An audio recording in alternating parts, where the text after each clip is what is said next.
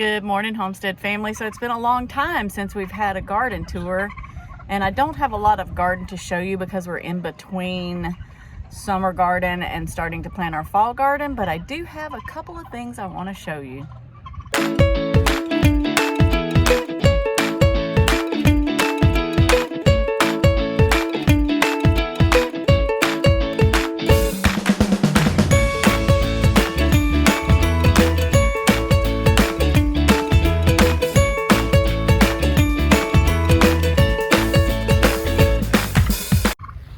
We had a great sweet potato harvest a couple of weeks ago, and so because we're in zone 9B, we decided to replant the sweet potatoes and try for another harvest before it gets cold weather here. So I just wanted to show you our progress on that. So we have one, and look at this, two, but do you see this one here and this one over here? Those are voluntary sweet potatoes that have popped up since we've dug up, so we got a couple extra there.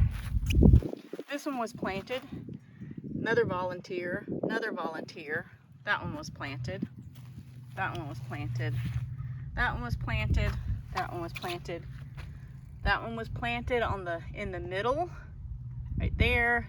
That's a volunteer, and that's a volunteer, and then one more there.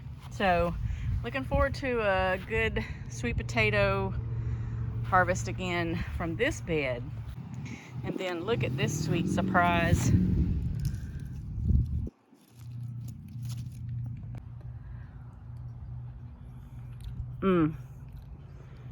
That's good. I haven't gotten a lot of blackberries off of this bush, but this is the first year we planted them. But I've got high hopes for this for next year, just filling in this section right here. So hopefully we'll have a lot of, maybe some blackberry pie next year. The marigolds are looking fantastic. I have some old buds. They're wet right now, can't pull them off, but these have just turned out to be fantastic pots in the garden, and just kind of a bright spot of flowers amongst all the vegetables. So this is our tomato and onion beds that were planted, and they're kind of just resting right now.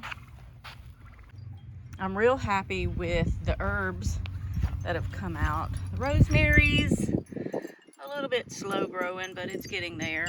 There's our German thyme and sweet basil. And then here's y'all, it's hard to film the garden without picking a weed while I'm filming. But here's our sage.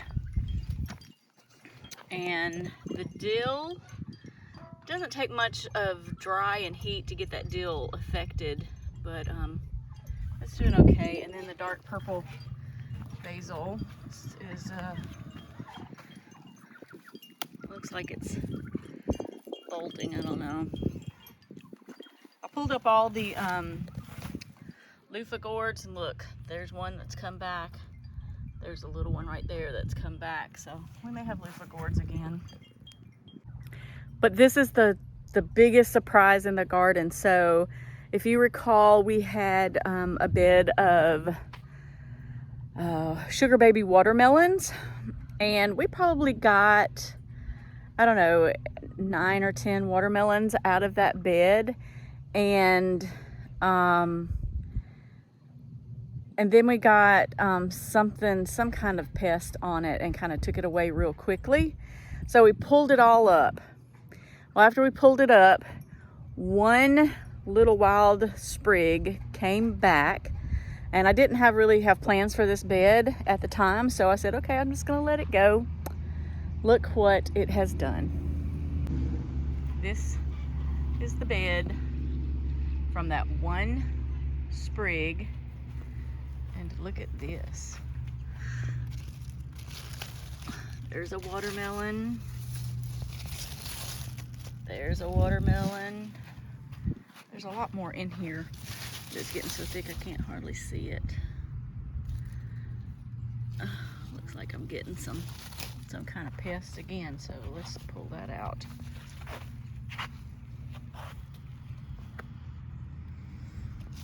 Well, oh, there's one. I think I counted, there's two right over there. I'm not sure if you can see them or not, but I think I counted like 9 watermelons that have just voluntarily come up. So thank you, Lord, for the unexpected blessings, right? So we have a lot of work to do as far as preparing these beds and getting them ready for fall crops. And that's what's going to be going on here as we are doing things like drying and preserving the things that we already have gotten from the summer. So y'all stay tuned, because there's going to be a lot of planning going on real soon. So I've been researching a lot about Back to Eden gardening, and I love that concept. And actually, I sort of have been doing some of the ideas without even realizing it, just from learning from my grandparents, things that, like, we have a grass catcher that we've started using after we cut the grass, and we have a lot of, like, I believe these were like hay fields before we moved out here, and so our grass is sort of like a hay type grass anyway. And so I catch that in our grass catcher. We have 5 acres, and that gives me a lot of hay for our chickens. It's actually, to me, it's much finer grass than, because we cut it first, not like hay grass, but we give it to our chickens. It cuts down on the smell, especially when it rains a lot, and it's been raining a lot in Florida these past weeks. We usually get rain almost every day, which is great because I don't have to water the garden, but it can get really nasty with the chickens with a lot of rain every day. So and when I put the grass in the nesting boxes, it is a really luxurious type grass in the nesting box. I'm thinking the chickens probably are appreciating it. So that's just some of the things we do to use what we have instead of having to buy. And you know, there's a lot going on these days, and things don't feel real stable to me. And the more that we can do to use the resources that we have versus being dependent on buying resources from someone else, just makes me feel better. So I would love to hear how you reuse your resources. Of course, we do things like composting and, you know, that sort of thing for our soil. But what are some other things that you do to reuse your resources that you already have available to you, so that you don't have to go out and buy things to keep your farm or your homestead functioning? I'd love to hear from you. So the days have been busy for Mr. Homestead, and we have started homeschooling again. We're back in our 3rd week of homeschooling, and so videoing and things like that on the farm, on the homestead, get a little tedious sometimes, trying to fit it all in. But we love you guys, and we thank you so much for all the viewers and all those of you that come and watch us. So please be patient with us. We are trying our best to keep up and keep some instructional videos coming out, and just give you farm tours and garden tours. And so we're doing our best. Please be patient with us. You guys have a great week.